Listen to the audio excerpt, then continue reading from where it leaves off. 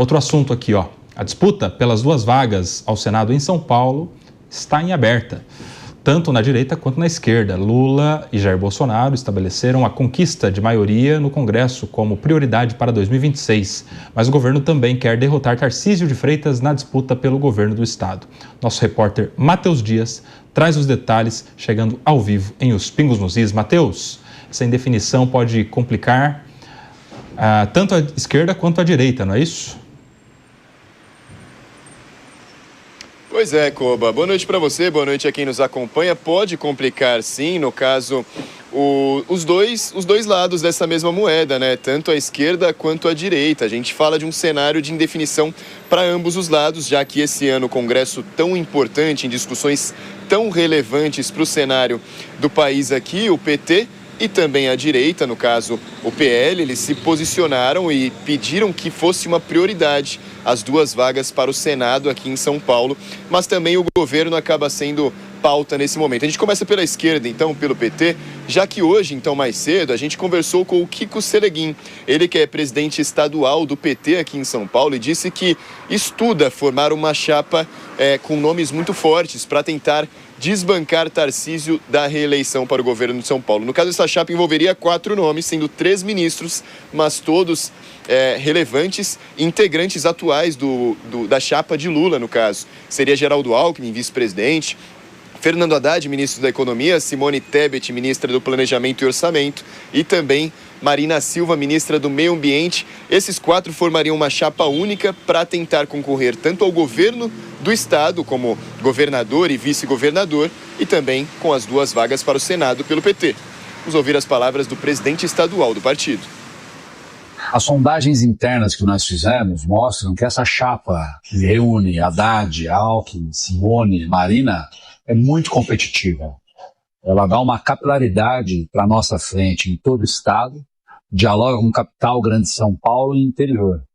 Então nós vamos trabalhar, obviamente, para convencer a cada uma dessas lideranças a colocar o nome à disposição para que a gente tenha em São Paulo. Não só uma chapa que ajude a reeleger o presidente Lula, mas que apresente uma agenda para São Paulo e a gente possa ter uma chapa competitiva aqui no estado para livrar o estado de São Paulo de um governo muito inoperante que é o governo Tarcísio.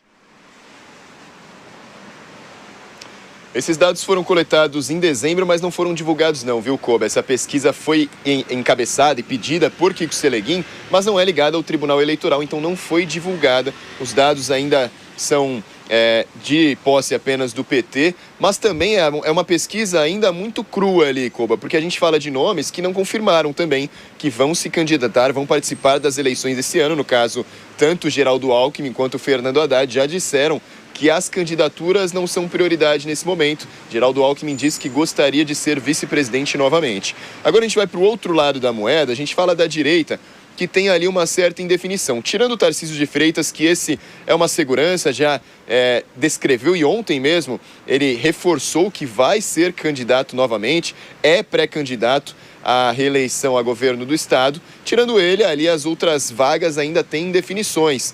Para o Senado, por exemplo, Eduardo Bolsonaro e Michele Bolsonaro travam ali uma disputa. Não é a primeira vez que eles entram em desacordo de opiniões, porque Michele Bolsonaro, dessa vez, gostaria de indicar uma compatriota dela, uma colega que tem dentro do partido, é a deputada federal Rosana Vale.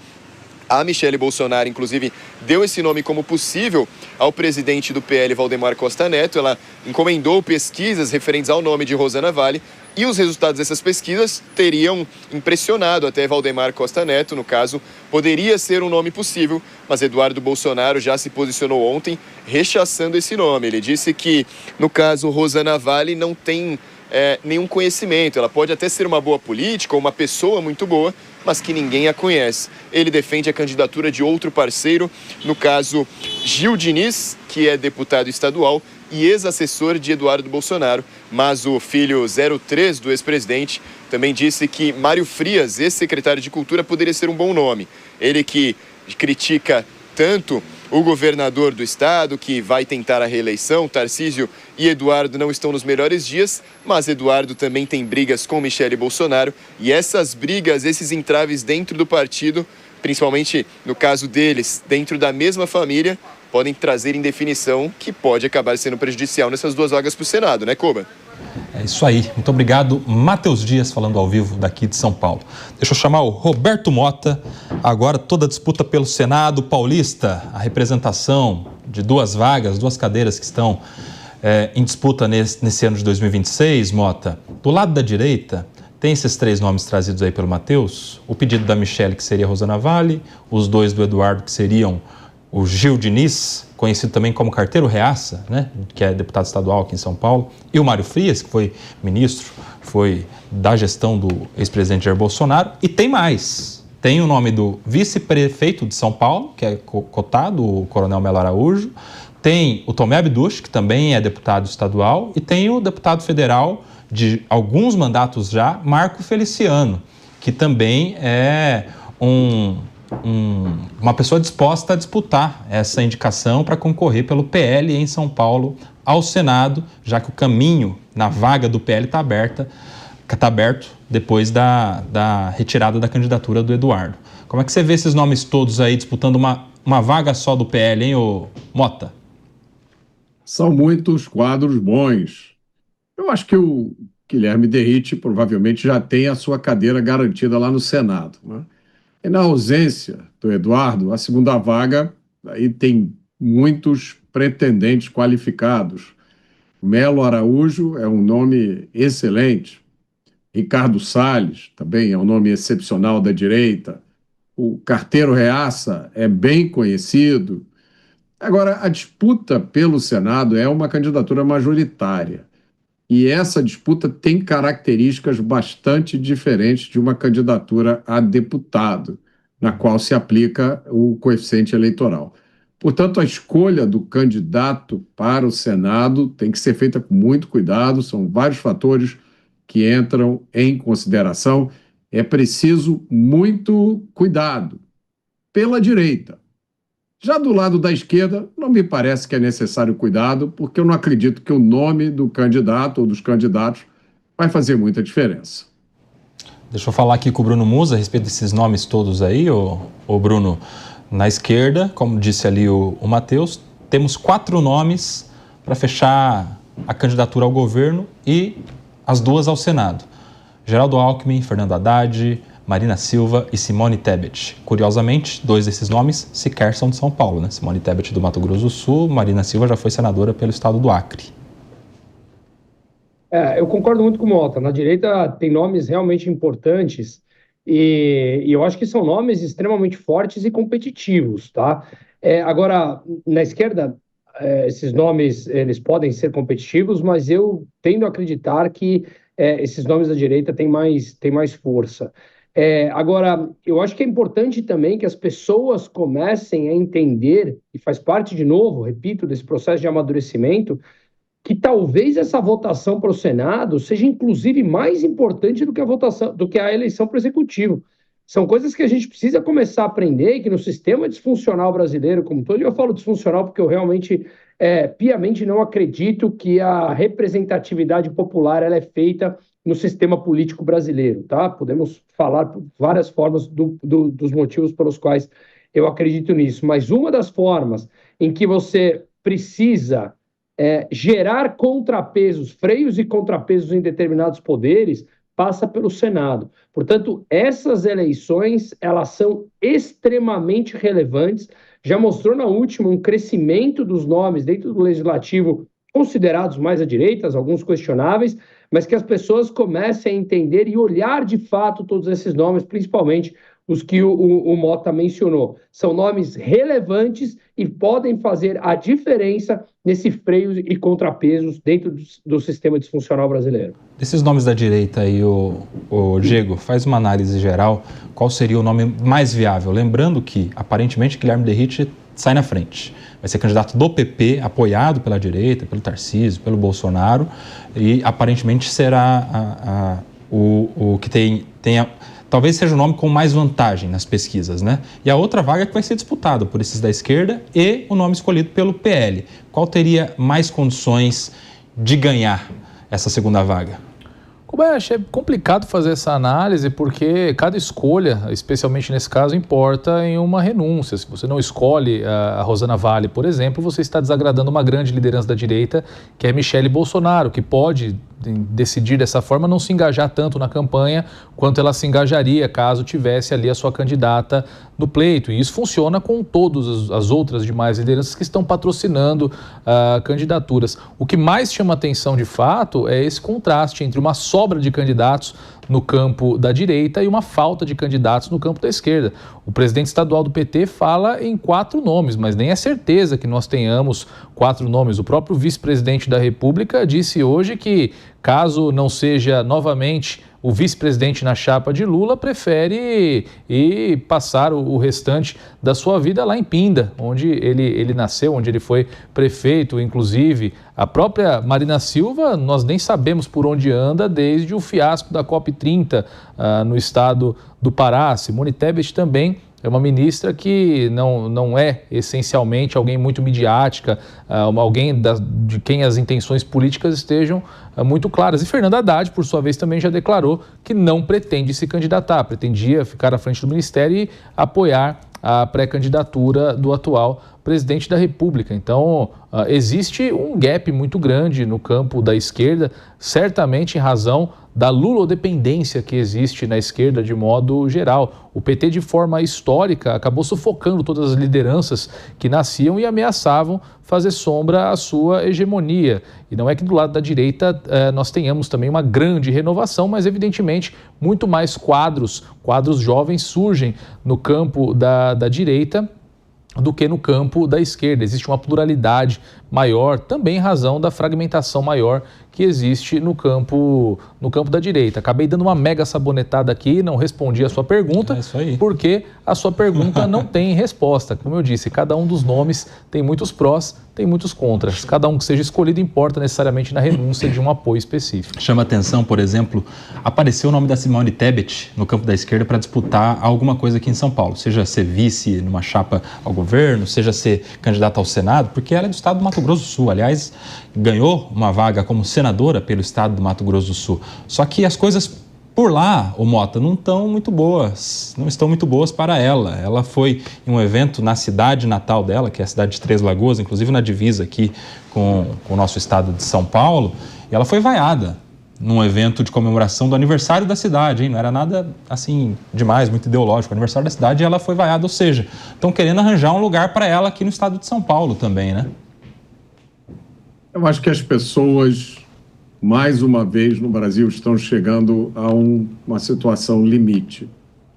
Como eu já disse aqui várias vezes, eu não gosto de descrever o que a gente vê como polarização. Eu acho que o que nós estamos vendo é uma população que entende cada vez mais o que está em jogo e que cobra dos seus políticos posições definidas.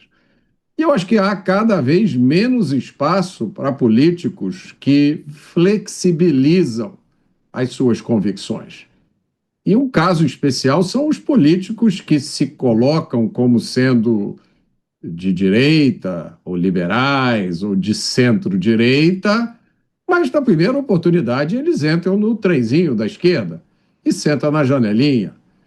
Não sei muito bem qual vai ser a proposta desses políticos para os eleitores na próxima eleição, porque os eleitores de esquerda, aqueles que ainda acreditam nessas baboseiras de socialismo, comunismo, não vão votar nesses políticos, muito menos os eleitores de direita.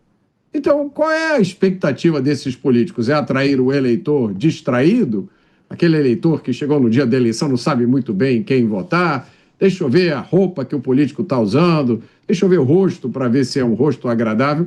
Realmente, eu acho que a era, Koba, desse tipo de político, do adesista por natureza, daquele que diz, né, faz declarações terríveis, duríssimas, registradas em vídeo para a posteridade, e depois adere àquele grupo que ele estava criticando como se fosse a coisa mais natural do mundo. Eu tenho a impressão que a era desses políticos está chegando ao fim. Quero te ouvir também, ô Bruno Musa, a respeito do que eu tinha perguntado para o Diego. Eu quero a sua opinião, os perfis aí que são colocados, né? Por exemplo, a Rosana Vale, naturalmente, seria o voto feminino, o pedido da Michelle Bolsonaro, líder do PL Mulher. Aliás, a própria Rosana Vale liderou o PL Mulher aqui no estado de São Paulo também, né? Talvez por isso a proximidade com a ex-primeira-dama. Esses outros dois, o Gil Diniz e o Mário Frias, eu acho que são indicações pelo passado, pela relação anterior. Mário Frias, próximo da gestão do Bolsonaro, né? Participante da gestão do ex-presidente Jair Bolsonaro, e o Gil Diniz, que foi assessor do Eduardo. E os outros têm alguns votos específicos. Por exemplo, o Marco Feliciano tem recebido apoio das igrejas, das grandes igrejas, inclusive. Aqui em São Paulo, da Assembleia de Deus, do Brás, que é a maior, do Silas Malafaia também, ou seja, ele traria o voto evangélico e a experiência de muitos anos de deputado. O Tomé Abduch tem o movimento dele nas ruas, né, coisa de manifestações, enfim, é uma pessoa que se mostra muito bolsonarista, inclusive na Alesp, aqui em São Paulo. Como você vê aí os perfis, ô Musa? Eu acho que cada um tem o seu próprio perfil, como você muito bem descreveu, e tem a sua própria, digamos, entre aspas, bolha aqui, que pode conduzir a votos importantes, porque de fato são bolhas expressivas. Veja, por exemplo, como você mencionou, do voto evangélico. Hoje há uma representatividade muito grande no Brasil, que ela vem crescendo ao longo dos últimos tempos, né?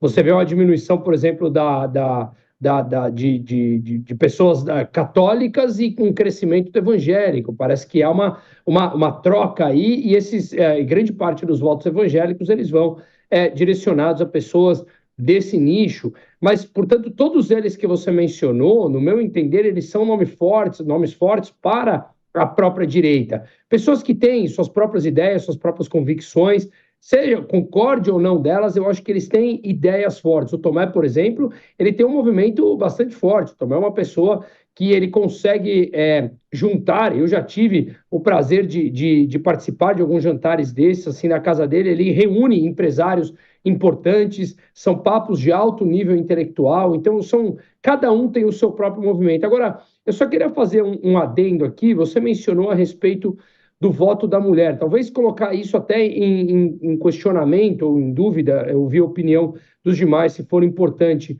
Eu tendo a achar que, diferente da esquerda, a direita não olha especificamente para o voto feminino.